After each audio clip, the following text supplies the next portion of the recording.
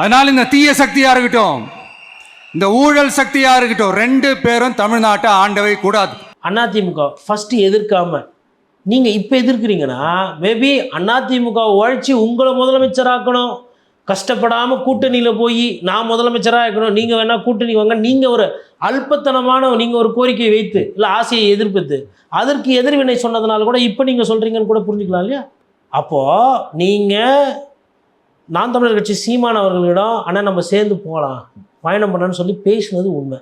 அதனால தான் அண்ணன் தம்பின்னு பேசிகிட்டு இருந்தார். அப்போ கூட அவர் தான் பெருந்தன்மையாக தம்பி விஜய்ன்னு பேசிகிட்டு இருந்தார். நீங்கள் ஒரு நாளும் உங்களோட உறவையோ உணர்வையோ அவர்கிட்ட திருப்பி காட்டினதில்லை.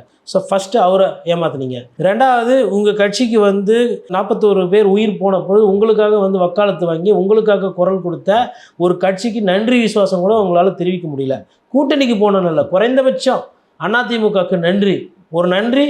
அதாவது நன்றி எப்படி சொல்லணும்னா, எங்களோட கஷ்டத்தில் பங்கு எடுத்துக்கிட்ட அதிமுகவுக்கு நன்றி, எங்களோட 41 குடும்பம் செத்துட்டு நாங்கள் அழுதுகிட்டு இருந்தப்போ எங்களுக்காக மக்களுக்காக அழுது அதிமுகவுக்கு நன்றி, போதும். அதை கூட சொல்லணும்னு அரசியலில் ஆத்திச்சூடு கூட தெரில.